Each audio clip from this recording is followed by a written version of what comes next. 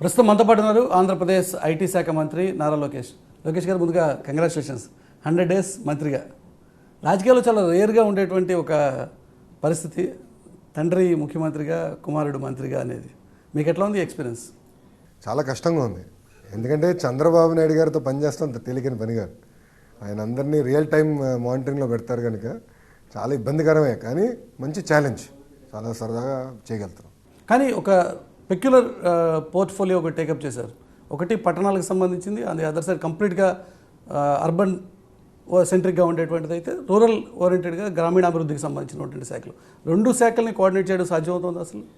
ఆ రెండు శాఖలు ఇంటిగ్రేషన్ అవుతేనే పేద ప్రజలకి మెరుగైన పరిపాలన అందించగలుగుతాం. ఇప్పుడు మీరు చూస్తే గ్రామాల్లో కూడా టెక్నాలజీ వాడి మెరుగైన సౌకర్యాలు ఇప్పుడు అందించగలుగుతున్నాం. ఇప్పుడు మనం వీధి దీపాలు తీసుకోండి, సెంట్రలైజ్ మానిటరింగ్ పెట్టేస్తున్నాం.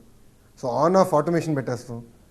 సో బేసిక్ ఏదైతే ఉందో వీధి దీపాలు, సీసీ రోడ్లు, అండర్ గ్రౌండ్ డ్రైనేజ్ ఇవన్నీ కూడా రియల్ టైం మానిటరింగ్ మెకానిజంలోకి తీసుకొస్తేనే సక్సెస్ అవుతాం. అయినా తీసుకురాగలుగుతున్నాం. కానీ ఐటీ శాఖ మంత్రిగా ఈ 100 days తర్వాత మీ మార్క్ అంటూ చూపించగలిగారా? ఆ విషయంలో మీరు సక్సెస్ అయ్యారని చెప్పగలుగుతారా? అది మీరు చెప్పాలి. ఎందుకంటే మీ ఎక్స్పీరియన్స్ ఏంటంటే మీరు మీ మార్క్ చూపించుకోగలిగారా? 100%. దాదాపు 3,000 మందికి ఇప్పటికీ ఉద్యోగాలు వచ్చినాయి. పేరుతో నేను ఇవ్వగలుగుతా. 3,000 మందికి ఇప్పటికీ ఉద్యోగాలు ఇవ్వగలిగినాం. దాదాపు ఇంకొక 67,000 మందికి ఉద్యోగాలు కల్పించే కంపెనీలు పైప్ లైన్లో ఉన్నాయి. కానీ చంద్రబాబు నాయుడుకి ఒక సెపరేట్ ఒక బ్రాండ్ ఉంది. హైదరాబాద్లో ఒక సెపరేట్ హైటెక్ సిటీ నిర్మాణం కావచ్చు, లేక బిల్ క్లింటన్ని, బిల్ గేట్స్ని ఇలాంటి టాప్ మోస్ట్ ప్రపంచ స్థాయి లీడర్లు తీసుకురావచ్చేటువంటి క్రమంలో ఆ కంపారిజన్ చేసుకుంటే అదే డిపార్ట్మెంట్ హ్యాండిల్ చేస్తున్నటువంటి మంత్రిగా మీరు? చంద్రబాబు నాయుడు గారితో మాకు ఎప్పుడు పోటీ ఉండదండి. ఎందుకంటే ఆయన స్పీడే వేరు, దాంట్లో సందేహం లేదు. కానీ నాకున్న బాధ్యత నాకు క్లియర్గా చెప్పారు. 1,00,000 ఉద్యోగాలు ఐటీ రంగంలో తీసుకురావాలి. 100% 2019 నేను తీసుకొస్తాను. కానీ ఇప్పుడు మీరే చెప్తున్నారు 3,000 ఉద్యోగాలు మాత్రమే తీసుకురాగలిగాము అని చెప్పి. 1,00,000 ఉద్యోగాలకి 3,000 ఉద్యోగాలకి మధ్య అంతరం ఇంకా 2 ఏళ్ళు మాత్రమే ఉంది మీకు. కరెక్ట్. 66,000 ఉద్యోగాలకి సంబంధించిన కంపెనీలు పైప్ లైన్లో ఉన్నాయి. ఇప్పుడు హెచ్సిఎల్ ఉంది. హెచ్సిఎల్ సంస్థ ఒకటే నాకు 7,000 ఉద్యోగాలు ఇస్తుంది. ఫేజ్ 1 ల్యాండ్ అలాట్మెంట్ మొత్తం ప్రాసెస్ అయిపోయింది. ఈ వారం ల్యాండ్ అలాట్మెంట్ చేస్తున్నాం. ఫస్ట్ బిల్లింగ్ డిసెంబర్లో చేయబోతున్నాం వాళ్ళకి.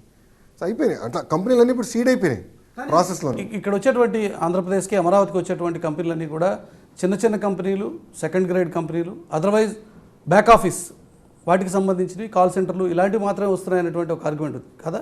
అదే ఆర్గ్యుమెంట్ తప్పండి. ఎందుకంటే అన్నీ వస్తున్నాయి. ఇప్పుడు హెచ్సిఎల్ ఉంది, బ్యాక్ ఆఫీస్ చేయట్లే వాళ్ళ వర్క్. వాళ్ళు ఇంటలెక్చువల్ ప్రాపర్టీ డెవలప్మెంట్ చేయబోతున్నారు. ఇక్కడ దాదాపు 6,500 కోట్లు ఖర్చు పెట్టి వాళ్ళు ఐబీఎం దగ్గర ఇంటలెక్చువల్ ప్రాపర్టీ కొనుగోలు చేశారు. వాళ్ళు కొనుగోలు చేసి ఇక్కడ వాళ్ళు ఇప్పుడు దానిపైన రీసెర్చ్ కానీ హోంవర్క్ చేసి దాన్ని ఎట్లా మెరుగుగా వాడుకోవాలి, ఎలా బాగా చేసుకోవాలని వాళ్ళు ఇప్పుడు చేస్తున్నారు.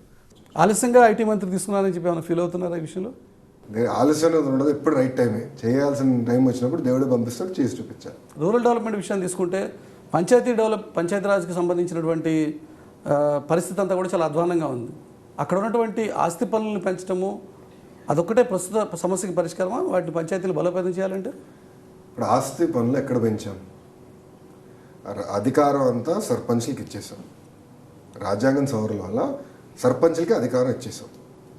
ఇప్పుడు నాకు ఆరోపణలు వచ్చినాయి. కొంతమంది సర్పంచ్లు యూనిలాటరల్గా పెంచుతున్నారని ఆరోపణ వస్తే నేనేం చెప్పానంటే మొత్తం స్ట్రీమ్ లైన్ చేసి ఆన్లైన్ పెట్టి ప్రజలే చూసేదానికి అవకాశం ఇద్దామని చెప్పాను. మొదటిది. రెండోది, పేద ప్రజలు 80% పన్ను కట్టేదానికి లేదు, దాన్ని కూడా రేషనలైజ్ చేయాలని నేను చెప్పిన మొదటి వ్యక్తి నేనే. ఇక్కడ ఉన్నటువంటి అమరావతి ప్రాంతంలోనే చూసుకుంటే ఇక్కడ ఇంత పెద్ద ల్యాండ్ తీసుకున్న తర్వాత జరగాల్సినటువంటి డెవలప్మెంట్ జరుగుతుందని మీకు అనిపిస్తుంది? ఫ్లాష్ బ్యాక్ వెళ్దాం ఒకసారి. రాష్ట్ర విభజన 2014లో జరిగింది. రాష్ట్ర విభజన జరిగినప్పుడు మన రాజధాని ఎక్కడుందో ఎవరు చెప్పలేదు. అలాంటి పరిస్థితుల్లో మన రాజధాని అమరావతి అన్ని ప్రాంతాలని కన్విన్స్ చేసి చంద్రబాబు నాయుడు గారు ఇక్కడ తీసుకొచ్చారు.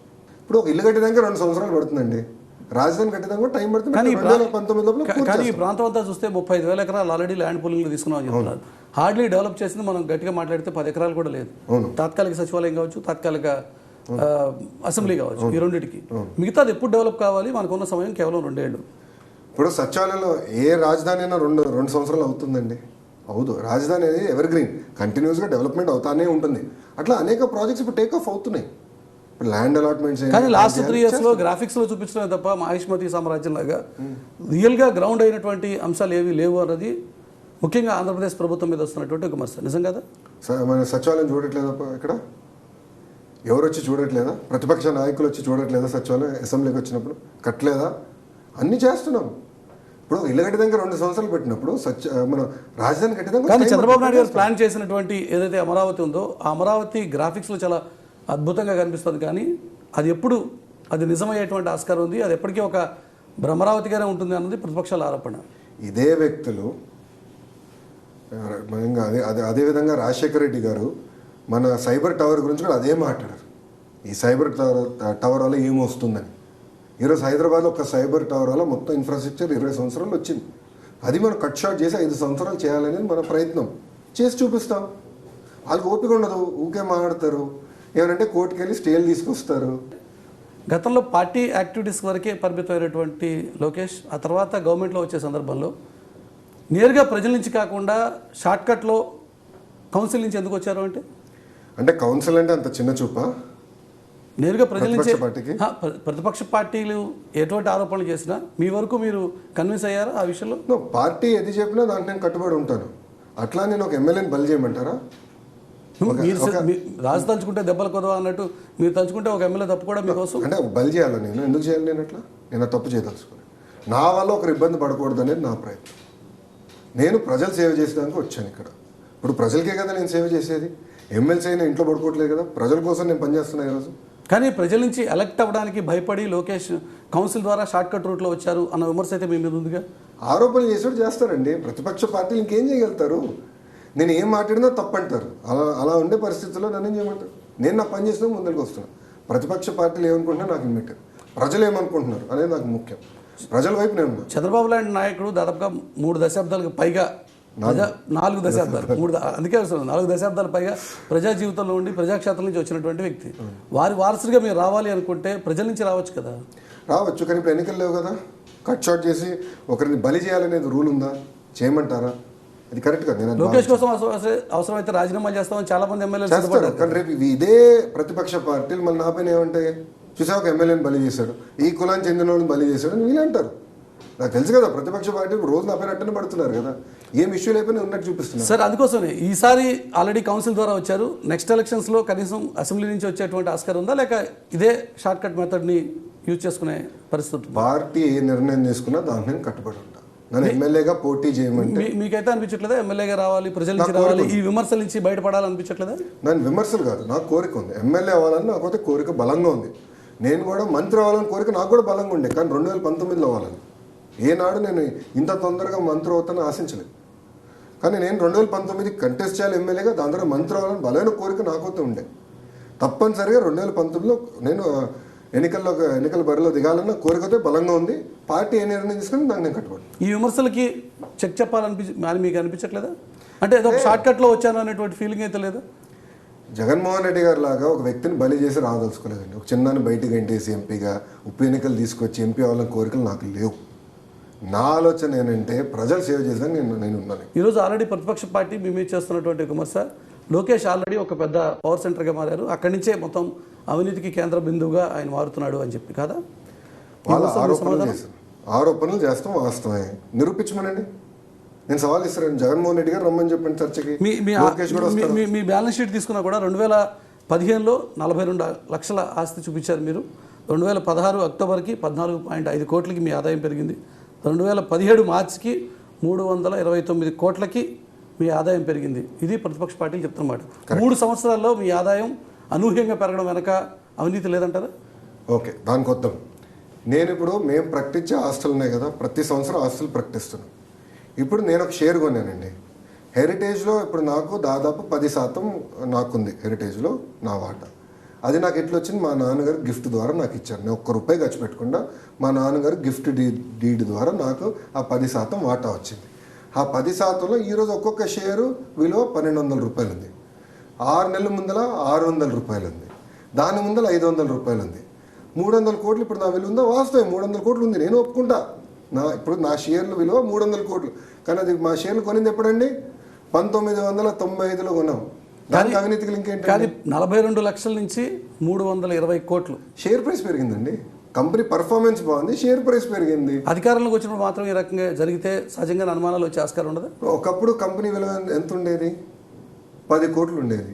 ఆ 10 కోట్లు 3,000 కోట్లు అయింది. నన్ను ఏం చేయమంటారు? దానికి గడిచిన 5 సంవత్సరాలు ఒక్క సెంట్ భూమి కొన్నాను, రాజధాని కానీ ఎక్కడ నేను కొన్నాను వ్యక్తిగతంగా. భూముల గురించి ప్రస్తావిస్తే విశాఖకి సంబంధించిన భూ కుంభకోణంలో లోకేష్ కీలక పాత్రధారి అన్నది ప్రతిపక్షాల కామెంట్. ఇప్పుడు పరిస్థితి ఎలా ఉందంటే, ఒక దోమ గుయ్యి అని వెళ్ళి జగన్మోహన్ రెడ్డి గారిని కరిస్తే లోకేషే పంపించాడని చెప్పే పరిస్థితికి వచ్చారు. అన్ని లోకేష్ అంటారు, నిరూపించమంటే ఒక్కడ రాడు బయటికి. కానీ నన్ను ఏం చేయమంటారు? ఇప్పుడు సిట్లో నేను ఇన్వాల్వ్ అయ్యానంటారు, ఆధారాలు ఉండాలి కదా ఎక్కడన్నా. నాకు కానీ రాష్ట్ర స్థాయిలో ఉండేటువంటి సిట్ వల్ల కాకుండా కేంద్ర ప్రభుత్వ దర్యాప్తు సంస్థ సిబిఐ చేత దర్యాప్తు చేస్తే వాస్తవాలు బయటపడే ఆస్కారం ఉంది. అప్పుడు మాత్రమే విశాఖ భూ కుంభకోణం వెనక అసలు నిజాలు బయటపడతాయి అన్నది విపక్షాల మాట. మళ్ళీ ఎందుకు జగన్మోహన్ రెడ్డి గారు జైలుకి వెళ్ళి కూర్చోట్లేదు? సిబిఐ పైన ఎందుకైనా అన్ని మాటలు మాట్లాడతారు? అంటే 43,000 కోట్ల అవినీతి చేసి ఒప్పుకుంటున్నారా జగన్మోహన్ రెడ్డి గారు? ఒప్పుకోమనండి ఫస్ట్. అంటే ప్రశ్న సమాధానం అంటారు, వాళ్ళు చెప్పాలి కదా. ప్రశ్న సమాధానం అది కాదు. మీ గురించి ఇక్కడ ఆరోపణ, వారి గురించి ఆరోపణలు వారిని అడగచ్చు. చిత్తశుద్ధి ఉండాలి కదా. కన్వీనియన్స్ కోసం సిబిఐ వాడతాం కరెక్ట్ కాదు. సిట్ వేసాం, మీరు అండి సిట్ దగ్గర కూర్చొని మీరు ఎందుకు చూపించలేకపోతున్నారు? సిట్ దర్యాప్తు మీదే మాకు కొన్ని అనుమానాలు ఉన్నాయి.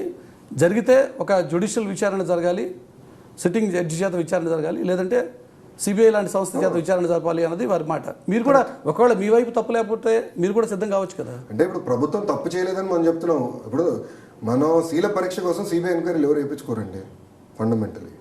అట్లా అడిగితే అన్నిటిపైన ప్రతి జీవో పైన సిబిఐ ఎంక్వైరీ అడుగుతుంది. ఎందుకంటే ఆల్రెడీ మంత్రులే పరస్పరం ఒకళ్ళ మీద ఒకళ్ళు ఆరోపణలు చేసుకున్నారు. అయ్యన్న పాత్రుడు వర్సెస్ గంటా లోకల్గా జరుగుతున్న వ్యవహారాలు మీకు తెలుసు. మీ మిత్రపక్షం బీజేపీ నాయకుడు విష్ణుకుమార్ రాజు గారే కొన్ని కామెంట్స్ చేస్తున్నారు. అటువంటి సందర్భంలో రాష్ట్ర స్థాయి దర్యాప్తు సంస్థ ఏ మేరకు చేయగలదు? ఇప్పుడు వచ్చి సిట్కి ఆధారాలు ఇవ్వచ్చు కదా, ఎందుకు ఇవ్వట్లేదని అడుగుతున్నా. అంటే ఆధారాలు ఉంటే ఇవ్వండి ఫస్ట్. అవినీతి జరిగింది అంటారు, రండి చూపించండి.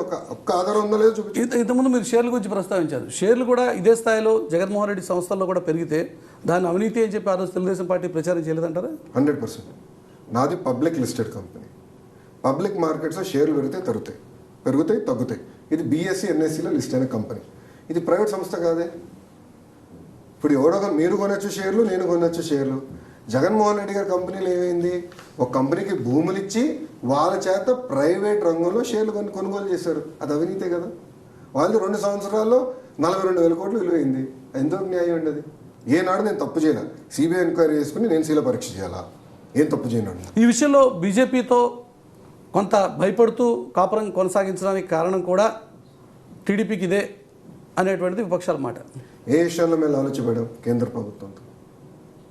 అనేక అంశాల మీద. ఏ విషయం చెప్పండి. ప్రత్యేక హోదా నుంచి మొదలు పెడదాం. ఓకే, ప్రత్యేక హోదా నేను సమాధానం. ప్రత్యేక హోదా నుంచి స్టార్ట్ చేస్తే అనేక అంశాల్లో బీజేపీతో రాజీ పడిపోతున్నారు, కాంప్రమైజ్ అయిపోతున్నారు. బీజేపీ ఇవ్వకపోయినా కూడా కరెక్ట్. ప్రత్యేక హోదా వాళ్ళు కుదరదు. జిఎస్టీ వచ్చిన తర్వాత ఏ రాష్ట్రానికి ప్రత్యేక హోదా ఉందని వాళ్ళు తేల్చెప్పారు. జిఎస్టీ నిన్నకాక మొన్న వచ్చింది. అంతకంటే ముందే మనకి ప్రత్యేక హోదా గడిచిన 3 ఏళ్ళుగా వచ్చే ఆస్కారం రాలేదు. 3 ఏళ్ళు పూర్తయింది. అందరు తీసేవారు. అన్ని రాష్ట్రాలు ప్రత్యేక హోదా ఉన్న రాష్ట్రాలన్నీ జిఎస్టీ వచ్చిన తర్వాత ఇంకేం ఉండదు.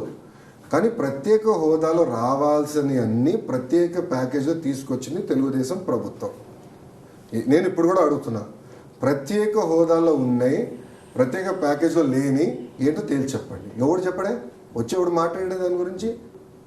పేరు మారింది కానీ మనకి 30,000 కోట్లు ఇస్తున్నారండి. ఇంత అవుట్ రైట్గా బీజేపీ నాయకత్వాన్ని సపోర్ట్ చేయాల్సినటువంటి అవసరం ఈరోజు టీడీపీకి ఉందా? ఎస్ ఉంది. ఎందుకంటే ఆంధ్ర రాష్ట్రం అభివృద్ధి చేసుకోవాలంటే సపోర్ట్ చేయాల్సిన బాధ్యత మన పైన ఉంది. ఇది బీజేపీతో బలవంతం కాపురం కాదంటారా? కాదు. మన ఇప్పుడు కేంద్రంలో సమర్థవంతమైన నాయకత్వం ఉంటేనే భారతదేశంలో అభివృద్ధి జరుగుతుంది. ఆ అభివృద్ధిలో మనం భాగస్వామ్యం అవ్వచ్చు. ఒక్క ప్రత్యేక హోదానే కాదు, విశాఖ రైల్వే జోన్ విషయంలో ఇంతవరకు క్లారిటీ లేదు. పోరాడుతున్నాం. డిఫర్ అయిపోమంటారా? డిఫర్ అవుతాం 2 నిమిషాలు. మురళీకృష్ణ గారు 2 నిమిషాలు వీ కెన్ డిఫర్తో కాదు. ఇక్కడ వాళ్ళతో ఉండి మనకు రావాల్సిన మనం పోరాడి తీసుకొచ్చే బాధ్యత తీసుకున్నాం. Kadapa steel factory correct, Dugarajapatnam port చేస్తున్నాం. అన్నీ గడిచిన 3 ఏళ్ళు మనకున్నది ప్రజాప్రభుత్వానికి ప్రజల ద్వారా ఎలక్ట్ అయినటువంటి ఒక ప్రభుత్వానికి, అటు కేంద్రంలో కావచ్చు రాష్ట్రంలో కావచ్చు 5 ఏళ్ళు, 3 ఏళ్ళు పూర్తయ్యాయి. కరెక్ట్. ఇంకా ఇలాగే రాజీ పడుతూ ఉండాలా? రాజీ పడట్లేదని నేను చెప్తున్నా. నేను ఇప్పుడు రాజీ పడుతున్నా హక్కు కోల్పోయినప్పుడు. హక్కు ఎక్కడ కోల్పోతున్నాం? మాకు రైల్వే జోన్ వద్దని చెప్పామా? పోర్ట్ వద్దని చెప్పామా? ఈరోజు ఏ రాష్ట్రానికి రాని విధంగా ఉపాధి హామీ డబ్బులు మనం తీసుకురాగలుగుతున్నాం. గడిచిన 8 సంవత్సరాలు వచ్చిన డబ్బులు 3 సంవత్సరాలు మంత్రి రావాల్సినవన్నీ రాష్ట్రాలు దేశంలో ఉన్నటువంటి మొత్తం 29 రాష్ట్రాలకు వచ్చినట్టు ఆంధ్రప్రదేశ్ కూడా డ్యూ షేర్ రావాల్సింది. No, it is not due apart from that అదనంగా వచ్చేటువంటి ప్రాజెక్టుల సంగతి ఏంటి అన్నది ప్రశ్న. షేర్ మన పాపులేషన్ 4%, మనకు వచ్చిన నిధులు 11-12% వచ్చినాయి. మనం కూడా యూటిలైజ్ చేసుకుంటున్నాం. It is a demand driven programme, మనం యూటిలైజ్ చేసుకుంటున్నాం. నేనేమంటున్నా అంటే ఇప్పుడు సార్ మీకు చెప్పాను, ఈఏపీ ప్రపోజల్స్ అన్ని ఇప్పుడు కేంద్ర ప్రభుత్వం క్లియర్ చేస్తున్నాయి. మేము కూడా డిస్కషన్ పెట్టాం. అట్లానే అన్ని వదిలేసుకుని ఇంకా దిగి బజార్లో మనం పోరాడదాం, ఏమొద్దు, రోడ్లు వద్దు, పెన్షన్ వద్దు, సిమెంట్ రోడ్లు వద్దు, వీధి దీపాలు వద్దు, కానీ మనం పోరాడదాం అంటే దేనికి పోరాడుతున్నాం? పోరాడాల్సి అన్నీ వస్తున్నాయి, ఒక్కొక్కటి తీసుకొస్తున్నాం, మిగతా కూడా తీసుకు. ఫెడరల్ సిస్టంలో కేంద్ర రాష్ట్ర ప్రభుత్వాలు ఉండాల్సినటువంటి సంబంధాలు ఎలాగూ ఉంటాయి, వాళ్ళ నుంచి రావాల్సినటువంటి ఫండ్స్ వచ్చి తీరాల్సిందే. అందుకోసం రాజీ పడాలా? ఇప్పుడు ఉపాధి హామీ మీకు ఒక ఉదాహరణ చెప్పానండి. వేరే ఏ రాష్ట్రాలకు ఇంత డబ్బులు వచ్చినాయి? సూట్ కడుతుంది, ఎక్కడ రాదు. Highest drawer of NREGA funds Andhra రాష్ట్రం. అట్లా అన్నిట్లో కూడా మనం నెంబర్ 1 నిలబడుతున్నాం, మనం డ్రా చేసుకుంటున్నాం. మీరు హక్కుగా భావించవచ్చు, కానీ ఎప్పుడు కూడా కేంద్రం రాష్ట్ర ప్రభుత్వాలు రెండు ప్రభుత్వాలు వాళ్ళు ఇవ్వాల్సిన నిధులు ఉంటాయి, మన డబ్బులు ఉంటాయి. రెండు మనం కోఆర్డినేట్ చేయకపోతే మన డబ్బులు ఇవ్వరు. అప్పుడు ఏం చేస్తారు? సో మీరు చెప్పేటువంటి మాటలు బట్టి చూస్తుంటే బీజేపీతో ఈ ప్రేమ, ఈ ఆప్యాయత ఇలాగే 2019లో కూడా కొనసాగుతుంది అంటారు. 100%. ఎందుకు డిఫర్ అవ్వాలా? అవసరం ఏముంది? ఇప్పుడు పనులు జరగట్లేదా? మనకి స్పెషల్ ప్యాకేజ్ రాలేదా? 30,000 కోట్లు అండి, 30,000 crores. ఎప్పుడు లేనిదే మనం అభివృద్ధి చేసినాక అవకాశం వచ్చింది. కోల్పోమంటారా ఆయన్ని? తప్పనిసరి కలిసిపోయి. మీతో పాటు ఉన్నటువంటి మరొక మిత్రుడు జనసేన పార్టీ తరఫున మొన్న ఎన్నికల్లో మీతో పాటు సపోర్ట్ చేసినటువంటి పవన్ కళ్యాణ్, అవసరం అయితే ఈ విషయంలో కేంద్రంతో కానీ అటు రాష్ట్రంతో కానీ డిఫర్ అవ్వడానికి సిద్ధంగా ఉన్నాను అని చెప్తున్నారు. ఆ ఆప్షన్ మీరు ఎందుకు తీసుకోవట్లేదు? మనం అడిగిందంతా ఒక పద్ధతి ప్రకారం ఇస్తున్నారు. ఎవరి పక్షంలో డిఫర్ అవుతుంది, అంటే సందేహం లేదు. మనం అడిగింది ఇప్పుడు ఒకటండి, ఇప్పుడు మనం నెగోషియేట్ చేస్తున్నాం. నాకు ఇది ఫ్యాక్టరీ కావాలి అడుగుతున్నాం. వాళ్ళకున్న ఇబ్బందులు వాళ్ళకుంటే వాళ్ళు ఎక్స్ప్లెయిన్ చేస్తారు, లేదు చేయలేకపోతే ఏ రూపంలో మాకు చేస్తారని అడుగుతాం జరుగుతుంది. ఆ కోఆర్డినేషన్ చేయాలి కదా. ఒక లెటర్ ఇస్తాం, ఇవ్వనంటారు, వెళ్ళిపోతాం బయటికి. ఇప్పుడు పెళ్ళైనప్పుడు భార్య భర్తల మధ్య చిన్న చిన్న సమస్యలు విభేదిస్తాం, అది కూర్చొని మాట్లాడుకుంటాం కదా. నువ్వు ఇంతే నేను ఇంతే విడాకులు తీసుకుందాం అంటాం డైరెక్ట్గా. అట్లా కుదరదు. మనం మాట్లాడి సంప్రదింపులు చేసి చేయాలి. ఈ భార్యాభర్తల బంధం గురించి అంటున్నారు కాబట్టి ఇది కలహాల కాపురమా లేక బలవంతం కాపురమా అన్నది నా ప్రశ్న. మనకి ఎలాంటి ఇబ్బంది లేదు కదా, ఇద్దరు కలిసి హాయిగా ఉన్నాం కదా, వాళ్ళతో సహకరిస్తాం, వాళ్ళు మన అభివృద్ధి. సో 2019లో మీరు కలిసే ఉంటారు, కానీ మీ పార్టీ నాయకులు ఇస్తున్నటువంటి సంకేతాలు చూస్తుంటే అవసరమైతే బీజేపీతో తెగదింపులు కూడా సిద్ధపడాలి అని చెప్పి మాట్లాడి కూడా ఇప్పుడు విత్డ్రా చేసుకుంటారా? అది ఎవరు చెప్పారు? అది కరెక్ట్ కాదు. Party line is very clear. Andhra రాష్ట్ర అభివృద్ధి, ఆంధ్ర రాష్ట్ర ప్రయోజనాలు మెయింటైన్ చేసే వరకు తప్పనిసరిగా బీజేపీ నాయకత్వాన్ని బలోపేతం చేస్తాం. అంటే ఎలాంటి సందేహం లేదు, నో అంబిగ్యూటీ. ఆ విషయంలో క్లారిటీ ఉందంటారు? 100%. మా నాయకుడికి క్లారిటీ ఉందండి. కానీ బీజేపీ నాయకత్వం అందుకు సిద్ధంగా ఉన్నట్లేదు. కొంతమంది ఇప్పటికే బీజేపీలో ఇస్తున్నటువంటి సంకేతాలు చూస్తే కేవలం బీజేపీని వాడుకుని ఆంధ్రప్రదేశ్ ప్రభుత్వం బీజేపీని మాత్రం బ్లేమ్ చేస్తోంది అనేటువంటి కొన్ని కామెంట్స్ బీజేపీ నాయకత్వం వైపు నుంచి వస్తున్నాయి కదా. ఒక సైడ్ ఏమో బ్లేమ్ చేయట్లేదని మీరు అంటున్నారు, ఇంకో సైడ్ ఏమో బ్లేమ్ బీజేపీ నాయకత్వం నుంచి వస్తున్నటువంటి మాటల గురించి చెప్తున్నాను. ఈ ఇద్దరు ముగ్గురు మాట్లాడడం గురించి నేను స్పందించాల్సిన అవసరం. పార్టీ నాయకత్వంలో క్లారిటీ ఉంది, ఆంధ్ర రాష్ట్ర అధ్యక్షుల వారికి క్లారిటీ ఉంది, కేంద్రంలో ఉన్న అమిత్ షా గారికి క్లారిటీ ఉంది, ప్రధానమంత్రి గారు కూడా క్లారిటీ ఉంది. కలిసికట్టుగా ముందరికి వెళ్తాం. కానీ ఆ విషయంలో పెద్ద దిక్కుగా ఉన్నటువంటి వెంకయ్యనాయుడు ఇప్పుడు రాజ్యాంగబద్ధమైనటువంటి పదవిలోకి వెళ్ళిపోయిన తర్వాత ఆ గ్యాప్ అనేది క్రియేట్ అయ్యే ఆస్కారం ఉందనుకుంటారా? ఉండని నేను అనుకోవట్లేదు. ముందర కూడా కోఆర్డినేట్ చేసుకుంటాను, అంటే ఎలాంటి సమస్య ఉండదు. వెంకయ్యనాయుడు గారు లేని లోటు అయితే అలాగే ఉంటుందా? వెంకయ్యనాయుడు గారు లేకపోతే లోటు ఉంటుంది, ఆంధ్ర రాష్ట్రానికి ఎప్పుడూ ఉంటుంది. ఎందుకంటే ఆయన ఐకాన్, రాష్ట్రానికి ఏం కావాలన్నా ఆయన వెళ్ళే పెద్ద దిక్కు ఉండేవారు ఆయన. అలాంటిది ఇప్పుడు వెళ్ళారు, బట్ ఆయన కూడా కోఆర్డినేట్ చేస్తారు, సమస్య ఉండదు. నేను ఉండదని నేను అనుకుంటున్నాను. చంద్రబాబు నాయుడు గారికి వెంకయ్యనాయుడు గారికి ఉన్నటువంటి ఆ వేవ్ లెంగ్త్ ఆ మ్యాచ్ అయింది కాబట్టి ఇంతకాలం ఎటువంటి ఇబ్బంది లేకుండా సాఫీగా సాగింది. కానీ ఇకపైన భవిష్యత్తులో అటువంటి ఒక సులభ వాతావరణం కొనసాగే పరిస్థితి ఉంటుందా?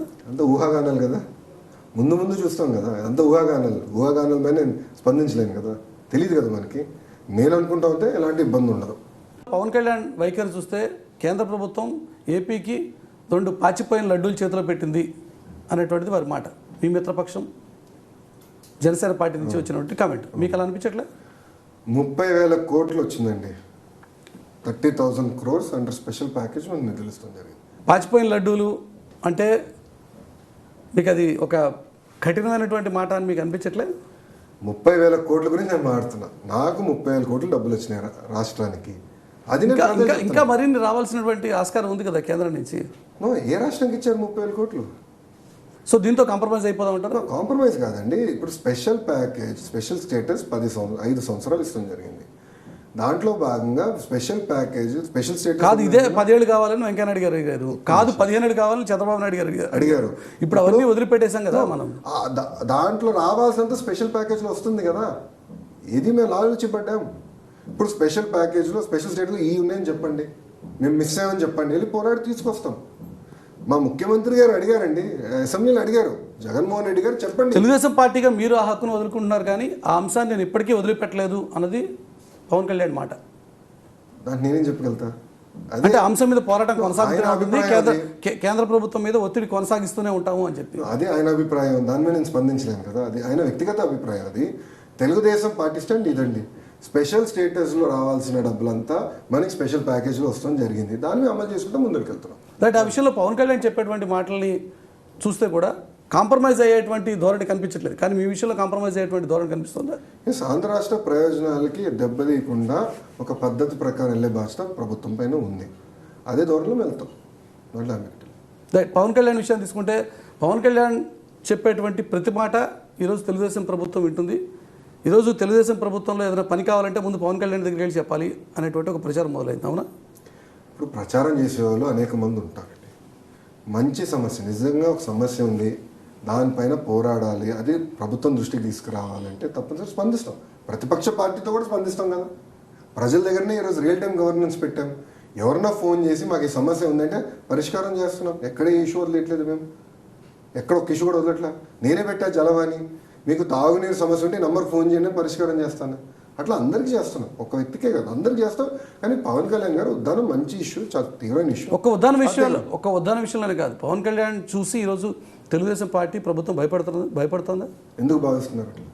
అంటే వారు చెప్పేటువంటి మాటలను తూచా తప్పకుండా అమలు చేయాలి అనేటువంటి ఆలోచనలో ఉంటాయి. మంచి ఇష్యూ దృష్టికి తీసుకొస్తే ఒక ఉద్దానం ఇష్యూ తీసుకొచ్చారు అయినా అది మేము అమలు చేస్తున్నాం. మంచి ఇష్యూ, సమస్య ఉందని మాకు తెలుసు, అదే పరిష్కారం చేస్తున్నాం అంతే. ఈ ఒక్క విషయంలో కదా, అంతకుముందు చెప్పినటువంటి అక్వా ఫుడ్కి సంబంధించిన ఇష్యూ, అక్వా ఫ్యాక్టరీకి సంబంధించిన ఫ్యాక్టరీ నుంచి ఇక్కడ నుంచి వెళ్ళిపోవాలంటే మేము ఎవరితో ఒప్పుకోలేదు. దాని నుంచి వచ్చే ఎఫ్లూయెన్స్ ఏమున్నా కూడా అది ట్రీట్ చేస్తామని చెప్పాం, పొల్యూషన్ లేకుండా చేస్తామని చెప్పాం కదా. ఎక్కడ ఏకపించి ఫ్యాక్టరీ పోవాలన్నారు చాలా మంది, ఎక్కడ వెళ్తుంది ఫ్యాక్టరీకి వెళ్తాను, ఇంకెవరు పెడతాడు పెట్టుబడి? ఉన్న ఫ్యాక్టరీలు మనం పంపించేస్తే ఇంక పెట్టుబడులు ఎవరు పెడతారు? అక్కడ నుంచి ఎలాంటి పొల్యూషన్ లేకుండా చేసే బాధ్యత మేము తీసుకుంటాం. పవన్ కళ్యాణ్ ఏదైనా సరే మనతో పాటే ఉంచుకోవాలి అనేటువంటి ఉద్దేశంతో వారు ఏం చెప్తే అది ఈరోజు ప్రభుత్వం వింటుందా అంటే? నేను మెరిట్ ఉంటే తప్పనిసరిగా వింటాం. ఆ ఇష్యూలో మెరిట్ ఉంది, మేము కూడా భావిస్తున్నాం. నిజంగానే సమస్య ఉంది, పరిష్కారం చేయాలని మేము భావిస్తున్నాం, తప్పనిసరిగా స్పందిస్తాం. కొన్ని సందర్భాల్లో రాజధాని భూములకు సంబంధించిన విషయాల్లో పవన్ కళ్యాణ్ చేసినటువంటి కొన్ని కామెంట్స్ కొంత పరుషంగా ఉన్నప్పటికీ ప్రభుత్వం ఏకపక్షంగా రైతుల నుంచి భూములు లాక్కుంటుంది అనేటువంటి కొన్ని కామెంట్స్ ఉన్నప్పటికీ ఆ విషయాన్ని కన్వీనియంట్గా ప్రభుత్వం ఆ విమర్శల్ని వదిలేస్తుందా?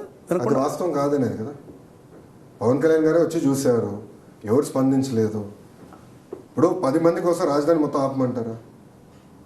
10 మంది కావాలని వాళ్ళ స్వార్థం కోసం అడ్డుపడి రాజధాని రాకూడదని చెప్పే వాళ్ళ కోసం దాదాపు 4.5 కోట్ల ప్రజలు ఆంధ్రలో రాజధాని ఆపమంటారా? ఆపేదాకా మేము సిద్ధంగా మేము ముందుకు వెళ్తాం. అందుకన్నా మెరిట్ ఉంది సబ్జెక్ట్ అంటే వీల్ టేక్ ఇట్. మెరిట్ లేదు కుదరదు అంటే చెప్పేస్తుంది, కుదరదు ఈ కారణం వల్ల కుదరదు అంతే. తెలుగుదేశం బీజేపీల మైత్రి 2019లో యథాతథంగా కొనసాగుతున్నాయి, ఆ విషయంలో ఎటువంటి అంబిగ్విటీ లేదని మీరే చెప్పిన మాట.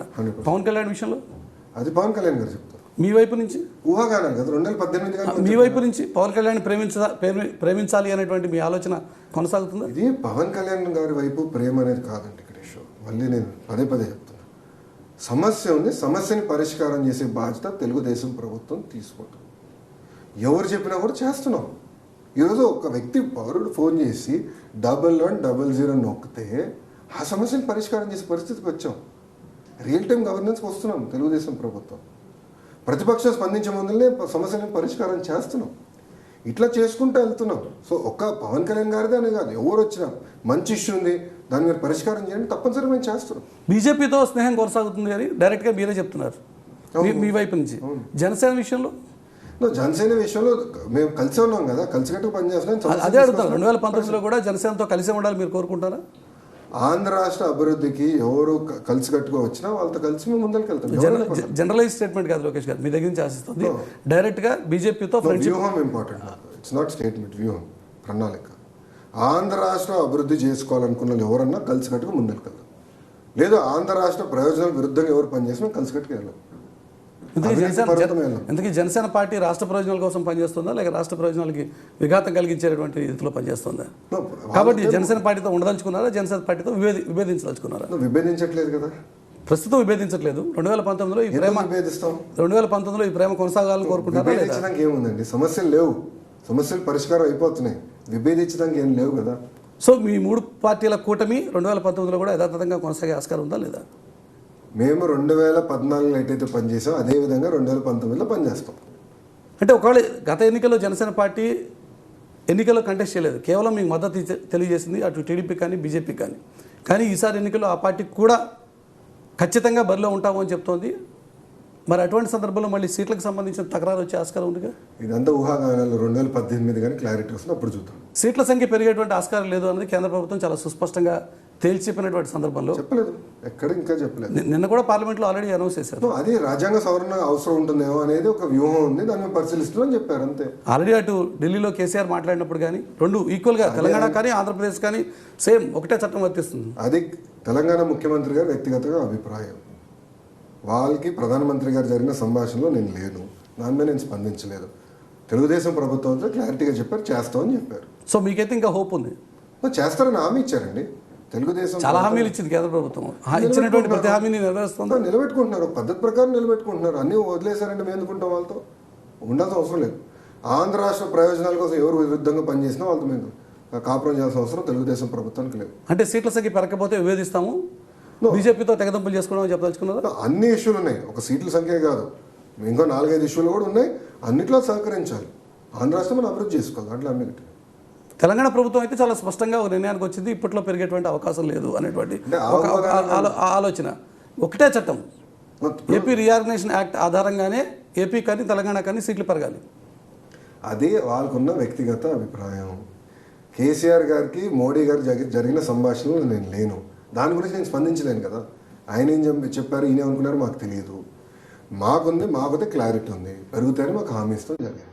ఇప్పటికే పార్టీ ఫిరాయించినటువంటి వాళ్ళందరినీ అకామిడేట్ చేయడం చాలా కష్టంగా మారుతున్న సందర్భంలో వారందరినీ కట్టిపెట్టి ఉంచడం కోసం ఈ నమ్మకాన్ని వ్యక్తం చేస్తున్నారా? అందరినీ అకామిడేట్ చేశాం కదా. సీనియర్ నాయకులు, తెలుగుదేశం పార్టీలో పనిచేసిన ప్రతి సీనియర్ నాయకుడిని ఇప్పుడు అకామిడేట్ చేశాం. ఎవరు పెండింగ్ 2014లో చేశారు, కానీ 2019కి వచ్చేసరికి ఆల్రెడీ వైసీపీ నుంచి వచ్చినటువంటి నాయకులు కావచ్చు, లేక ఇతర పార్టీల నుంచి వచ్చిన నాయకులు కావచ్చు, వాళ్ళందరినీ అకామిడేట్ చేయడం, సీట్ల సంఖ్య పెరగకపోతే ఆల్రెడీ ఎమ్మెల్సీలు అయిన ఉన్నారు, కార్పొరేషన్ చైర్మన్లు అయిన ఉన్నారు, ఎవరిని ఎక్కడ అకామిడేట్ చేయాలి వాళ్ళందరూ ఆల్రెడీ అకామిడేట్ చేస్తాం. అయితే మాకు ఎలాంటి ఇబ్బంది ఉంటుంది. కానీ ఒక్కొక్క నియోజకవర్గంలో 2-3 నాయకులు తయారయ్యారు కదా. ఇప్పుడు ఎక్కడుందండి, మీరు 2-3 నియోజకవర్గాలు తీసుకుని రాష్ట్రంతో రుత్తం కరెక్ట్ కాదు కదా. ఇప్పుడు 2-3 నియోజకవర్గాలు సమస్యలు ఉన్నాయి, అది పరిష్కారం చేయాలి. అక్కడ ఉన్న నాయకులందరినీ ఎమ్మెల్సీలు చేసామే కాబట్టి సీట్ల సంఖ్య పెరుగుతుంది, ఇబ్బంది లేదు అంటారు. నేనేమంటానంటే అందరినీ అకామిడేట్ చేస్తున్నాం, సీనియర్ నాయకులు అందరినీ అకామిడేట్ చేసాము. ఎవరికి ఎంత గౌరవం ఇవ్వాలో అంత గౌరవం ఇచ్చాము.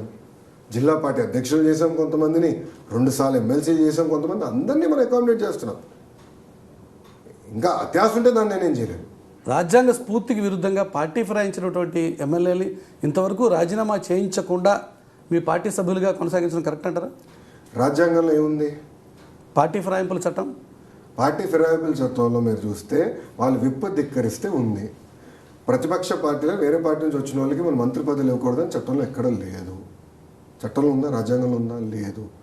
ఇప్పుడు ఆ స్ఫూర్తికి విరుద్ధంగా చట్టంలో ఉన్నటువంటి కొద్దిపాటి లోపాలను ఆధారంగా చేసుకుని మనం క్యాబినెట్లో మంత్రులుగా రాజ్యాంగబద్ధమైనటువంటి పదవుల్లో కొనసాగించడం కరెక్ట్ అంటారా? ఇదే జగన్మోహన్ రెడ్డి గారు ఏమన్నారండి, నేను చిటికలేస్తే ఆ తెలుగుదేశం ప్రభుత్వం పడిపోతుంది అన్నారు. మళ్ళీ అది స్ఫూర్తి రాజ్యాంగానికి? అట్లా కాదు కదా. ఆంధ్ర రాష్ట్రం మనం అభివృద్ధి చేసుకోవాలి. ఒక ప్రశ్న సమాధానం కాదు కదా లోకేష్ గారు. తప్పు చేస్తే జగన్మోహన్ రెడ్డి తప్పు అయితే జగన్మోహన్ రెడ్డి తప్పు, లోకేష్ గారు తప్పు అయితే లోకేష్ గారు తప్పు. నన్పూర్ చేయండి. ఆంధ్ర రాష్ట్ర అభివృద్ధి మనం చేసుకోవాలి. ఆంధ్ర రాష్ట్ర అభివృద్ధి కోసం ఎవరు వచ్చినా వాళ్ళు కలిసికట్టుగా తీసుకెళ్లే బాధ్యత మా పైన ఉంది. వాళ్ళు ఎమ్మెల్యేలు అంటున్నారు జగన్మోహన్ రెడ్డితో మేము కాపురం చేయలేకపోతున్నాయా, ఇటు మంచి దొంగ, నేను పని చేసుకుంటాను అంటే పని చేయండి, కలిసికట్టుగా చేసుకుందాం, ఆంధ్ర రాష్ట్రాన్ని అభివృద్ధి చేసుకుందాం. ఆయన అన్నిటికీ అడ్డుపడుతున్నాడు కదా. ఈరోజు ఆంధ్రప్రదేశ్లో ఉన్నటువంటి ప్రభుత్వం సంకీర్ణ ప్రభుత్వమా? వైఎస్ఆర్ పార్టీ టీడీపీల సంకీర్ణ ప్రభుత్వం ఇది. అందరూ ఆంధ్ర రాష్ట్రానికి అభివృద్ధి చేసినాక ఎవరు ముందరికి వచ్చినా వాళ్ళని కలుపుకొని తీసుకెళ్లే బాధ్యత మా పైన ఉంది. స్పీకర్ రోల్స్ ప్రకారం ఆల్రెడీ ఇప్పటికీ వాళ్ళందరూ కూడా వైఎస్ఆర్ పార్టీకి సంబంధించినటువంటి ఎమ్మెల్యేలే. రికార్డ్స్లో ఆ రకంగానే ఇప్పటికీ ఇంకా రిఫ్లెక్ట్ అవుతుంది. వాళ్ళందరూ విభేదిస్తున్నారు కదా, వైకాపాతో మేము ఉన్నాం, మాకు వద్దు, మేము సెపరేట్ యూనిట్గా ఉన్నాము 20 మంది అని వాళ్ళు అంటున్నారు కదా. సో ప్రస్తుతం సంకీర్ణ ప్రభుత్వం కొనసాగుతోంది అంటారు. వాళ్ళు విభేదించారు, వైకాపాతో నాయకత్వంతో విభేదించి ఇండిపెండెంట్ టీమ్గా వాళ్ళు కొనసాగుతున్నారు. 2019లో ఖచ్చితంగా గెలవగలవనేటువంటి ధీమా మీకుంటే ఇప్పుడే రాజీనామాలు చేయించి ఎన్నికలకు సిద్ధపడచ్చు కదా అన్న ప్రతిపక్ష ప్రశ్నకి మీ సమాధానం? ఆంధ్ర రాష్ట్ర అభివృద్ధి కోసం ఎవరు వచ్చినా మేము కట్టుబడి ఉంటాం, వాళ్ళని ముందలు తీసుకెళ్తాం. వీళ్ళకి అలవాటు రాజీనామా చేపిస్తాం, ఎన్నికలు చేపిస్తాం, రాజీనామా చేపిస్తాం, ఎన్నికలు చేపిస్తాం, కోర్టు తీసుకురావాలా, పనులు జరగకూడదు. ఆంధ్ర రాష్ట్ర అభివృద్ధి చేసుకునే బాధ్యత నా పైన, ప్రభుత్వం పైన. ఆ దిశగా మేము ముందరికి వెళ్తున్నాం. ఎవరు వచ్చినా ఎవరు కలుపుకొని తీసుకెళ్తాం, వాళ్ళందరినీ తీసుకుని మేము ముందరికి వెళ్తాం. దాంట్లో మాకు ఏం మీ చేత రాజీనామాలు చేయించేటువంటి ఆలోచన కానీ అటువంటి ఉద్దేశం కానీ లేదా? లేదు. మీ చేత రాజీనామాలు చేయించకుండా ఇదే పద్ధతిలో కొనసాగించాలని మీ ఆలోచన? అందరూ కలిసి ఆంధ్ర రాష్ట్ర అభివృద్ధి కోసం ఎవరు ముందరికి వచ్చినా అంత కలిసి ముందరికి వెళ్తాం. వాళ్ళు విభేదించారు, వైకాపాతో వాళ్ళు ఉన్నారు. సో వీళ్ళు రాజీనామాలు చేయాల్సిన అవసరమే లేదంట? లేదని భావిస్తాం. నంద్యాల అనుకోకుండా ఒక ఎన్నిక వచ్చింది, ఒక ప్రత్యేకమైనటువంటి పరిస్థితుల్లో. ఈ నంద్యాలకు సంబంధించి తెలుగుదేశం పార్టీ అంతగా భయపడుతుందా? ఇంతమంది మంత్రులు అక్కడ మోహరింప చేయడం వెనక 3 వెళ్ళారండి. సంబంధించిన మంత్రులు వెళ్ళి పనిచేసుకుంటున్నారు. ఒకరు ఎంఏయుడి మంత్రి, ఇంకోటి సోమిరెడ్డి అన్న గారు వెళ్ళారు, మూడోది కాళ్ళ శ్రీనివాసరావు గారు పార్లమెంట్ ఇన్ఛార్జ్. ఎన్నికలు ఉన్నప్పుడు 3 వెళ్తారు కదా, పనిచేస్తారు కదా, అక్కడ కోఆర్డినేషన్ చేయాలి కదా. మిగతా మంత్రులు ఎవరు వెళ్ళలేదు కదా, మేము ఎవరి పనులు మేము చేసుకుంటున్నాం కదా. ఇక్కడ ఎవరు భయపడుతున్నారు? మేము ఎవరు భయపడట్లేదు, కలిసి కట్టుకు ముందరికి వెళ్తున్నాం. ఒక్కొక్క మంత్రి వెళ్తున్నమా నిజంగా? ఎవరు వెళ్ళారండి? వెళ్ళే కదా. ఎవరి పనులు ఇప్పుడు నేను వెళ్ళాను నంద్యాలకి, నేను వెళ్ళానండి. సాక్షాత్తు ముఖ్యమంత్రి 2 రోజులు మకా వేశారు. నిన్న కాక మొన్న ఇరిగేషన్ మినిస్టర్ ఆల్రెడీ పోయి వచ్చారు. ఇరిగేషన్ మంత్రి గారు రాష్ట్రం మొత్తం తిరుగుతున్నారండి. అనంతపురికి ఆ లెక్క తీసుకుంటే ఉమ్మన్న అనంతపురికి ఎన్నిసార్లు వెళ్ళి ఉంటారు మీరే చెప్పండి. ఆ లెక్కలు తీద్దాం. ప్రత్యేక నంద్యాలకి 10 సార్లు వెళ్ళలేదు ఆయన టూర్లో. ఇప్పుడు నేను కూడా టూర్ చేస్తున్నా, నేను వెళ్ళాను నంద్యాలకి, ఆ గ్రామాలను తిరిగాను. అంటే నంద్యాల విషయంలో ఈరోజు తెలుగుదేశం ప్రభుత్వం పార్టీ భయపడుతోందా నంద్యాల ఉప ఎన్నిక విషయంలో? అందుకోసమే అంత ఫోకస్డ్గా ఉంటుందా? ఎందుకు భయపడాలి? ఎవరు ఫోకస్ పెడుతున్నారు? ఆంధ్ర రాష్ట్రం మొత్తం మీద ఫోకస్ పెడుతున్నాం. ఇప్పుడు మేము రొటీన్గా టూర్కి వెళ్ళేది కూడా మీరు భయపడుతున్నారు, అందుకే వెళ్తున్నారంటే ఎట్లా? అటు నేను కడపకి వెళ్ళింది భయపడినందుకు వెళ్తున్నానా? మొన్న ప్రచారం చేశాను మిగతా జిల్లాలో, నేను భయపడి ప్రచారం చేస్తున్నానా? మొన్న జగ్గేపేట కాన్స్టిట్యున్సీకి వెళ్ళాను రివ్యూకి, భయపడి చేస్తున్నా. అది కాదు కదా ఇష్యూ ఇక్కడ. మంత్రులుగా మేము అన్ని జిల్లాలు తిరగాల. ఎన్ రూట్ నంద్యాలు ఉంటే నంద్యాలు కూడా వెళ్ళి ఏంట్రా ఎలా బాగా జరుగుతుంది రివ్యూలు చేసుకుని వెళ్తాం మేము. అంతవరకే తప్ప ఇంకేం లేదు కదా. భయపడాల్సిన అవసరం మాకెందుకు? 2019 సార్వత్రిక ఎన్నికల కంటే ముందు జరుగుతున్నటువంటి ఈ నంద్యాల ఎన్నికని ఈరోజు ఒక ప్రజల రిఫరెండంగా తెలుగుదేశం ప్రభుత్వం భావించేటువంటి ఆస్కారం ఉందా? ఆ మేరకు మీరు అంగీకరిస్తారు? నేను ఒకటే అని చెప్తున్నాను, ఎవరు ఊహించిన విధంగా సంక్షేమ అభివృద్ధి కార్యక్రమాలు తెలుగుదేశం ప్రభుత్వం చేస్తుంది. ఏనాడు జరగలేదు ఇంత అద్భుతమైన సంక్షేమ కార్యక్రమం. తప్పనిసరిగా ప్రజలు మమ్మల్ని ఆశీర్వదిస్తారని నేను అనుకున్నాను. నాకు ఎలాంటి సందేహం లేదు. దీనికన్నా ఎక్కువ చేసినా కూడా ఏం లేదు అక్కడ. ఏ నియోజకవర్గంలో కూడా ఇప్పుడు మీరు చూస్తే అన్ని కార్యక్రమాలు సాచురేషన్కి వెళ్తున్నాం. ఇంకా చేసినాక ఏం లేదు. అదేవిధంగా నంద్యాలలో కూడా సాచురేషన్కి వెళ్తున్నాం. తప్పనిసరిగా ఓటేస్తారని నేను అనుకుంటా, గెలుస్తాం. కానీ ఆ క్రమంలో మీరు ఓటర్లు పరోక్షంగా బెదిరిస్తున్నారా? ఎక్కడ బెదిరిస్తాం? ఏ రకంగా బెదిరిస్తాం? ఈరోజు సంక్షేమ కార్యక్రమాలు ఆగిపోతాయి చెప్పామా? ఎవరన్నా పెన్షన్లు ఆగిపోతాయి, అటువంటి మాటలు మీరు ఏమైనా చెప్పచ్చు? ఇన్ని కార్యక్రమాలు చేసినటువంటి మీరు నాకు ఓటు వేయక ఏం చేస్తారు అని పరోక్షంగా మీరు ఏమైనా హెచ్చరిస్తున్నారు ఓటర్లు? అన్నానా? నేనేమన్నాను? ఎవరు ఊహించిన విధంగా సంక్షేమ అభివృద్ధి కార్యక్రమాలు చేస్తున్నాం, ప్రజలు ఆశీర్వదిస్తారని నేను అనుకుంటున్నాను. సాక్షాత్తు ముఖ్యమంత్రి మొన్న నంద్యాలలో మకాం వేసిన సందర్భంలో చెప్పినటువంటి మాట, ఇన్ని కార్యక్రమాలు చేస్తే ఓటేయరా అని చెప్పి. అంటే ప్రభుత్వ రెస్పాన్సిబిలిటీ కదా చేయడం అనేది. అడుగుతున్నాం. కొంతమంది వచ్చేది చెప్తే ముఖ్యమంత్రి గారు అక్కడ ఏమన్నారు, ఇంత పని చేసినా మీరు ఓటైపోతే ఎట్లా అని అడిగారు. దానికి కన్వీనియంట్గా ఆ clipboard cut copy paste చేసి బెదిరించారు, అడగలేదు. ఇప్పుడు ఒక వ్యక్తి తాగొస్తాడండి మీటింగ్కి, 25,000 మందిలో ఒకడు తాగొస్తాడు. దాన్ని ముఖ్యమంత్రి గారు కొంచెం గట్టిగా చెప్తారు, అరే నువ్వు కూర్చోప్ప, నేను చెప్తా కదా నువ్వు కూర్చో అని ఇన్నని చెప్తాడు. అది కూడా తప్పడితే ఎట్లండి? అండ్ ముఖ్యమంత్రి గారు ఏమన్నారు అక్కడ, నువ్వు ఇస్తున్నావు పెటిషన్ మంచిది, తప్పు చెప్తే మటుకు మిమ్మల్ని ఇబ్బంది పడతావు అని చెప్పారు. అది కూడా తప్ప? అంటే ముఖ్యమంత్రి గారు ఏం చెప్పినా తప్పు, మేమైనా ఏం చెప్పినా తప్పు, జగన్మోహన్ రెడ్డి గారు చెప్పినంత రైట్ అంటే ఎట్ట కుదురుతుందండి? రైట్. మీ విషయాన్ని తీసుకుంటే ఈరోజు మీ మీద ఒక బ్రాండ్ వేసేటువంటి ప్రయత్నం జరుగుతోంది. లోకేష్ అంటే ఆంధ్ర పప్పు అనే ఒక ప్రచారం చేస్తున్నారు. మీకేమనిపించట్లే? ఎవ్వరు ఊహించిన విధంగా 50 లక్షల మందిని క్రియాశీలక సభ్యులుగా చేర్చిన వ్యక్తిని నేను తెలుగుదేశం ప్రభుత్వం 2014-16 2016-18లో 70 లక్షల మందిని క్రియాశీలక కార్యకర్తల్ని చేర్చిన వ్యక్తి. అదేవిధంగా దాదాపు ఇప్పటికీ 2000 కుటుంబాలు ఏదైతే ప్రమాదపు శాతం వాళ్ళ కుటుంబ సభ్యులు చనిపోయారో వాళ్ళని ఆర్థిక సాయం చేసి ఆదుకున్న వ్యక్తిని నేను త్రూ మా ఇన్సూరెన్స్ స్కీమ్ ద్వారా. ఈరోజు నేను ఎవరు ఊహించిన విధంగా జలవాణి కార్యక్రమం పెట్టాను, అండర్ గ్రౌండ్ డ్రైనేజీలు పూర్తి చేస్తున్నా, 40 లక్షల వీధి దీపాలు పెడుతున్నా. ఇవన్నీ నేను నిజంగానే పప్పోడి అని చేయగలుగుతాడు, ఉప్పోడు చేయగలిగితే ఉప్పోడు అవుతాడు, అంతే. నన్ను అన్నీ చేయమంటారు, ఇంకా వాళ్ళు చెప్పినా నేనైతే సమర్థిస్తాను. కానీ ఒక సోషల్ మీడియాలో జరుగుతున్నటువంటి క్యాంపెయిన్ పర్టికులర్గా మిమ్మల్ని టార్గెట్ చేస్తూ గూగుల్ సెర్చ్లోకి వెళ్ళి ఏపీ పప్పు అని కొడితే మీ పేరు వచ్చేలాగా జరుగుతుంది ఈరోజు. చేయనండి, దానికన్నా ఎక్కువ ఏం చేయగలుగుతారు వాళ్ళు? 4 ఆర్టికల్స్ రాస్తారు, 2 ప్రోగ్రాములు చేస్తారు. నేను చేసే కార్యక్రమాలు మా తెలుగుదేశం పార్టీ నాయకులు తెలుసు, కార్యకర్తలు తెలుసు, ఈరోజు ప్రజలు తెలుసుకోగలుగుతున్నారు. నేను చేసే మంచి పనులు ఒక పద్ధతి ప్రకారం చేస్తున్నా. ఒక సైడ్ ఏమో పప్పు అంటారు, ఇంకో సైడ్ ఏమో అవినీతి పడు అంటారు. వాళ్ళే తేల్చుకోమనండి సార్. ఏంటి నేను వాళ్ళకంత అవగాహన ఉన్నట్టు లేదులేండి వ్యవస్థపై. అంటే ఈ సోషల్ మీడియాలో జరుగుతున్న క్యాంపెయిన్ చూస్తుంటే కొంత డిమోరలైజ్ అయిపోయేటువంటి పరిస్థితి ఏం లేదంటారా? నేను ఈ 10 మంది కోసం నేను డిమోరలైజ్ ప్రసక్తి లేదు. 4.5 కోట్ల ప్రజల కోసం పనిచేస్తున్నాను నేను. 10 మంది చేసే ఈ సోషల్ మీడియా క్యాంపెయిన్ నేను అసలు పట్టించుకోను. I don't care. నేను జవాబుదారులను నా ప్రజలకి, ఈ సోషల్ మీడియాను పనిచేసేవారు కాదు. No questions. సో సోషల్ మీడియాలో చూసిన క్యాంపెయిన్ చూసి మీకేమనిపించదా? ఏపీ పప్పు అని చెప్తూ ఉంటే చేసుకోనండి సార్, ఎందుకు పట్టించుకోవాలి? నేను చేసే మంచి కార్యక్రమాలు ప్రజలే చూస్తున్నారు కదా. గ్రామాల్లో ఎప్పుడైనా అండర్ గ్రౌండ్ డ్రైనేజ్ చూపించారండి ఎవరన్నా? ఇంత సాహసం ఏ మంత్రి తీసుకున్నాడో నేను తీసుకుంటున్నాను. కానీ పబ్లిక్ స్పీచ్లకు వెళ్ళేటప్పుడు సరైనటువంటి ప్రిపరేషన్ లేకుండా వెళ్ళటం వల్ల కొన్ని సందర్భాల్లో మీ మాటలు తడబడి దాన్ని ప్రతిపక్షాలు అడ్వాంటేజ్గా తీసుకుంటున్నాయి అని చెప్పి మీకు అనిపించట్లే? ఇప్పుడు నేను 1000 స్పీచ్లు ఇస్తా, దాంట్లో 2 స్పీచ్లో 2 తప్పులు చెప్తా, ఇంకా అదే చూపిస్తే అది వాళ్ళ కర్మ. దానికన్నా ఎక్కువ నేనేం చెప్పాను? అట్లా చెప్తే ప్రతిపక్ష నాయకుడు ఎన్ని తప్పులు చెప్పాడో నాకు తెలుసు, అయిన మేము చూపించాలా. రాజకీయాలు దాని గురించి కాదు. మేము అధికారులు ఉన్నాం, మేము సంక్షేమ అభివృద్ధి కార్యక్రమాలు చేసి చూపించాల్సిన బాధ్యత. కానీ సరైనటువంటి ప్రిపరేషన్ కూడా ప్రజా క్షేత్రంలో ఉన్నటువంటి వ్యక్తికి, ప్రజా నాయకుడికి అవసరమే కదా. 1000 స్పీచ్ల్లో 2 స్పీచ్ల్లో 2 పదాలు తప్పు చేస్తే తప్పు అంటారండి.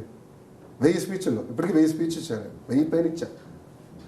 ఇప్పుడు ప్రతి వ్యక్తి మాట్లాడినప్పుడు అక్కడో ఇక్కడో 2 తప్పులు చెప్తాడు, కానీ అది ఇన్ఎఫిషియన్సీ అంటారా మీరు? అందుకోసమే అవగాహన లేకుండా మాట్లాడుతున్నారు అని చెప్పి మీ మీద బ్రాండ్ పడే ఆస్కారం లేదా? అవగాహన లేనివాడు అవుతే అండర్ గ్రౌండ్ డ్రైనేజ్ ఎందుకు చేస్తాడండి? వీధి దీపాలు ఎట్లా పూర్తి చేస్తున్నాడు? ఐటీ సంస్థలు ఎట్లా పట్టుకొస్తున్నాడు? సీసీ రోడ్లు ఎట్లా వేస్తున్నాడు? అంగన్వాడీ బిల్డింగ్లు ఎట్లా కడుతున్నాను?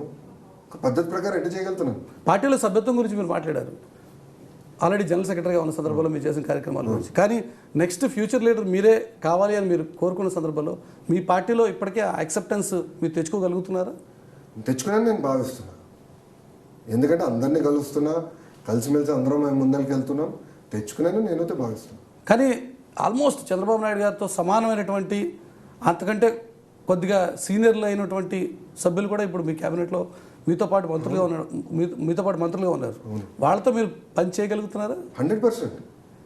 దాంట్లో మీరు చూస్తే యనమల గారు కానివ్వండి, కె కృష్ణమూర్తి అన్న కానివ్వండి, కళా వెంకట్రావు గారు, అందరు సీనియర్స్, అందరితో కలిసిమెలిసి పని చేస్తున్నారు. కానీ అక్కడ ఒక పెద్ద ఇష్యూ వచ్చేటువంటి ఆస్కారం లేదా? చంద్రబాబు నాయుడు తిట్టినా కూడా బాగానే ఉంటుంది, కానీ లోకేష్ ఒక 2 నిమిషాలు వెయిట్ చేయమంటే మాత్రం చాలా సఫకేటింగ్గా అనిపిస్తుందని మీ నాయకులు కామెంట్ చేస్తున్నమాట, నిజం కదా? ఉండొచ్చు. ఇప్పుడు నాకు కూడా సమయభావం వల్ల కొంతమంది కలిసినాక ఒక 5 నిమిషాలు, కొన్ని విషయాలు 20 నిమిషాలు కూడా అవుతుంది. ఒక ఎగ్జాంపుల్, సీనియర్ మంత్రి నాతో కూర్చుంటూ ఉంటారు, టక్కని వేరే వాళ్ళు వచ్చినప్పుడు నేను బయటకు వెళ్ళలేను కదా. ఆ సమస్య ఉంటే తర్వాత నేను ఫోన్ చేసి అన్న ఈ కారణం వల్ల అయిందని నేను చెప్తాం కూడా జరిగింది. కానీ అలాంటి చిన్న ఇష్యూలు వీళ్ళు ఎవరు పట్టించుకోరు కూడా. సీనియర్ నాయకులు కూడా ఎవరు పెద్ద పట్టించుకోరు. సో 2019 ఎన్నికలకి సీఎం అభ్యర్థిగా లోకేష్ ప్రొజెక్ట్ అయ్యేటువంటి ఆస్కారం ఉందా, లేక మళ్ళీ చంద్రబాబు నాయుడే ఉంటారా? చంద్రబాబు నాయుడు గారు ఉన్నంత వరకు ఆయనే మా నాయకుడు, ఆయనే మా ముఖ్యమంత్రి. దాంట్లో ఎలాంటి అంబిగిటీ లేదు. ఆయనకి ఇంకో 40 సంవత్సరాల రాజకీయం ఉంది ఆయన ముందర. ఆయన వెరీ హెల్దీ మ్యాన్, నాకు ఎలాంటి సందేహం లేదు, ఆయన మా ముఖ్యమంత్రి. జాతీయ రాజకీయాలకు చంద్రబాబు నాయుడు కొత్త ఏం కాదు. కాబట్టి చంద్రబాబు నాయుడిని జాతీయ రాజకీయాలకు పంపించి నెక్స్ట్ ఎలక్షన్స్లో లోకేష్ సీఎం అభ్యర్థిగా ప్రొజెక్ట్ అవుతాడా? ప్రసక్తే లేదు. నాడు నేడు చంద్రబాబు నాయుడు గారే మా ముఖ్యమంత్రి. ఆంధ్ర రాష్ట్ర అభివృద్ధి కూడా చంద్రబాబు నాయుడు గారు చాలా అవసరం. ఆయన ఆలోచన విధానం చాలా అవసరం, అంటే ఎలాంటి సందేహం. కానీ జాతీయ రాజకీయాలకి చంద్రబాబు నాయుడు కొత్త ఏం కాదు కదా. ఆయన్ని అక్కడికి పంపించే ఆలోచన మీకేం లేదు? అప్పుడే ప్రధానమంత్రి అవ్వాలంటే అవ్వలేదండి. ఇప్పుడు ఎలా సంవత్సరం ఆయనకి లేదు. ఆయన ఇక్కడనే చేయాలో ఆయన ఒకటే అంటున్నారు నాతో. ఏ ఏ ఏ వ్యక్తికి ఇంత అద్భుతమైన అవకాశం ప్రజలు ఇవ్వలేదు. ఒక రాజధాని నిర్మించడానికి అవకాశం ఇచ్చారు, ఇంత సంక్షేమ అభివృద్ధి కార్యక్రమాలు చేసేదానికి అవకాశం ఇచ్చారు. ఇవన్నీ నేను లాజికల్ కంక్లూజన్ తీసుకెళ్లాలన్న ఆలోచనలో మన ముఖ్యమంత్రి గారు ఉన్నారు, అందుకే చేసి చూపిస్తారు. కానీ అదే క్రమంలో తెలంగాణకి సంబంధించి మిమ్మల్ని ఒక అట్లీస్ట్ తెలంగాణ పక్షాన ఒక గట్టి నాయకుడు నిలబడతాడు అని చెప్పి ఆ రోజు అనుకున్నాం. కానీ లోకేష్ కూడా ఆంధ్రప్రదేశ్కి వెళ్ళిపోయాడని తెలంగాణ టీడీపీ నాయకులు ఈరోజు చేస్తున్నటువంటి కమెంట్. సమస్యలు సమాధానం మీరే చెప్పాలి. ప్రాంతీయ పార్టీ అయినప్పుడు సమస్యలు ఉంటాయి. ముఖ్యమంత్రి గారు నిర్ణయం తీసుకున్నారు, సీనియర్ నాయకులు యనమల లాంటి సీనియర్ నాయకులే నిర్ణయం తీసుకున్నారు లోకేష్ క్యాబినెట్కి వస్తే మంచిదని. ఇంకా క్యాబినెట్కి వచ్చిన తర్వాత నేను ఆంధ్ర రాష్ట్రానికి నేను నా సేవ చేయాలి కదా. నేను ఇక్కడ మంత్రిగా ఉంటూ తెలంగాణ రాజకీయాలు నేను చేస్తాం కూడా కరెక్ట్ కాదు. నేను ఆంధ్ర రాష్ట్రం క్యాబినెట్కి వచ్చాను, నేను ఇక్కడ పని చేస్తాను. ఫ్యూచర్ తెలంగాణ లీడర్గా ఉండేటువంటి ఆస్కారం ఉంది. ఆంధ్రప్రదేశ్లో ఆల్రెడీ చంద్రబాబు నాయుడు ఉంటాడు కాబట్టి లోకేష్ తెలంగాణలో ఉంటారేమో అనుకున్నాం, కానీ ఆయన కూడా వెళ్ళిపోయాడు. ఇది ఒక తెలంగాణ మీ యూనిట్కి ఒక పెద్ద దెబ్బ కదా. సమస్యలు ఉంటాయి, యూనిట్ ఎదగాలంటే చిన్న చిన్న సమస్యలు ఉంటాయి. దానికి కావాల్సిన టైం నేను ఇస్తున్నా, అందరినీ కలుస్తున్నా. మా ముఖ్యమంత్రి గారు కూడా గైడెన్స్ ఇస్తున్నారు తెలంగాణ యూనిట్కి ఎట్ట చేయాలో. ఎందుకంటే ఆయన జాతీయ అధ్యక్షులు వారు, ఆయన కూడా గైడ్ చేస్తున్నారు. జాతీయ ప్రధాన కార్యదర్శిగా నేను కూడా టైం ఇస్తున్నాను. అందుకోసం జాతీయ ప్రధాన కార్యదర్శి మీ బాధ్యత రెండూ ఉన్నాయి. మంత్రి ఒక్కటే కాదు, మీ పార్టీకి సంబంధించి జాతీయ ప్రధాన కార్యదర్శి. అంటే తెలుగుదేశం పార్టీ తెలంగాణ యూనిట్ని దాదాపుగా మీరు వదిలేసుకోదలుచుకున్నారా? ఎక్కడ వదిలేసాం? సభ్యత్వం చేసాం, ఎన్నికలు చేసాం, కార్యక్రమాలు చేస్తున్నాం, ప్రోగ్రాములు రివ్యూ చేస్తున్నాం, సీఎం గారి ఆధ్వర్యంలో రివ్యూ మీటింగ్లు జరుగుతున్నాయి. వదిలేసుకుంటే అన్ని చేయాల్సి వస్తున్నాయి కదా. కానీ ఓటుకు నోటు కేసు వచ్చినప్పటి నుంచి ఆ తర్వాత పూర్తిగా తెలంగాణ మీద తెలుగుదేశం పార్టీ ఫోకస్ పూర్తిగా పోయింది, వదిలేసింది అనేటువంటి సర్పంచ్ ఎన్నికల్లో కూడా నిలబడం గెలవలేకపోయాం. కానీ సెకండ్ ప్లేస్ వచ్చాం కొన్ని దగ్గరలో, థర్డ్ ప్లేస్ వచ్చాం కొన్ని దగ్గర. ఇంకా పోటీలో ఉన్నాం, చేస్తున్నాం పోటీ. ఎక్కడ ఒక ఎన్నికలు కూడా వదిలేట్లేదు తెలంగాణలో. ఇంకా పోటీలో ఉన్నాం అన్న మీ మాట వెనక ఆంతర్యం? ఫైట్ చేస్తున్నాం.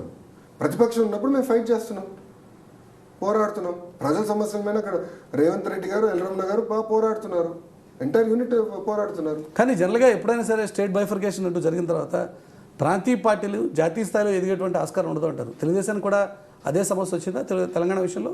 ఇప్పుడు నేను చాలామంది కలుస్తాను తెలంగాణ ప్రజలు. ఎందుకంటే హైదరాబాద్కి వెళ్ళినప్పుడు కానివ్వండి, భారతదేశంలో ఎక్కడ తిరిగినా కలుస్తూ ఉంటారు. వాళ్ళు ఎప్పుడు ఒకటే అంటారు, ఏనాడు తెలంగాణలో ఇంత అద్భుతమైన అభివృద్ధి జరగలేదు, తెలుగుదేశం పార్టీ హయాంలోనే ఇంత అభివృద్ధి జరిగింది, మా గ్రామంలో ఓహెచ్ఎస్ఆర్ కానీ రోడ్లు కానీ అన్నీ మీరే చేశారని ఒక భావన ఉంది. తెలుగుదేశం ప్రభుత్వం, తెలుగుదేశం పార్టీ ప్రత్యేకంగా తెలుగు వాళ్ళు ఎక్కడున్నా వాళ్ళకి అండగా నిలబడడానికి ఉన్నాం. ఆ దిశగా ముందరికి వెళ్తాం. తెలంగాణ వచ్చి ఇప్పుడు అండమాన్ నికోబార్లో కూడా 4 కౌన్సిలర్స్ మామూలు గెలిచారు. అట్లా మేము ఎక్కడైతే తెలుగు వాళ్ళు ఎక్కడున్నారో వాళ్ళకి రక్షణ కల్పించే బాధ్యత మా పైన చేస్తాం. కానీ బీజేపీ తెలంగాణ యూనిట్ అయితే ఆల్రెడీ తెలుగుదేశం పార్టీతో తెగదెంపులే బెటరు, ఆ పార్టీ గతంలో ఉన్నంత బలంగా ఇప్పుడు లేదు అని చెప్పి ఒక నిర్ణయానికి వచ్చేసింది. అది వాళ్ళ వ్యక్తిగత అభిప్రాయం కదా, పార్టీ లైన్ అది. అది పార్టీ లైన్, అది స్టేట్ యూనిట్ లైన్. బీజేపీగా అమిత్ షా గారు చెప్పలే, ప్రధానమంత్రి గారు చెప్పలేదు కదా. సో మీరైతే సొంతంగానే ప్లాన్ చేసుకుంటూ ఉంటారు. మీరు కూడా దాదాపు ఇక తెలంగాణతో తెగదెంపులు చేసుకున్నట్టేనా మీ వరకు? నేను ఇప్పుడు ఆంధ్ర రాష్ట్రంలో మంత్రిని, నేను నా ఆరిజిన్ ఆంధ్ర రాష్ట్రం. నేను ఇంకా ఆంధ్ర రాష్ట్రాన్ని మంత్రిగా నేను అభివృద్ధి చేసుకోవాలి. కానీ పార్టీ ప్రధాన కార్యదర్శిగా ఇవ్వాల్సిన సమయం నేను ఇస్తున్నా. కోరుకున్నంత ఇవ్వలేకపోవచ్చు, కానీ నేను అనుకుంటే ఇవ్వాల్సిన సమయం ఇస్తున్నా, అందరినీ కలుస్తున్నా, కోఆర్డినేట్ చేస్తున్నా. ఇప్పుడున్నటువంటి మంత్రివర్గంతో లేకపోతే ఇప్పుడున్న ఈ పోర్ట్ఫోలియోతో మీరు సంతృప్తిగా ఉన్నారా, లేక కీలకమైనటువంటి శాఖలు కావాలి ఇంకా అని చెప్పి కోరుకుంటున్నారు? ఉన్న శాఖలకే న్యాయం చేయాలి. నేను చాలా పని ఉంది, దీనికన్నా పెద్ద శాఖలు కూడా ఇంకేం లేవు. గ్రామాలన్నీ అభివృద్ధి చేయడానికి అద్భుతమైన శాఖ ఇది. దీని ద్వారా చాలా సంక్షేమ అభివృద్ధి కార్యక్రమాలు చేసి ప్రజల్లోకి వెళ్ళాలి. రైట్ లోకేష్ గారు, టీవీ 9 కోసం సమయానికి ధన్యవాదాలు. ఇది 100 రోజులు మంత్రిగా పూర్తి చేసుకున్న లోకేష్ మనోగతం చూస్తూనే ఉండండి టీవీ 9.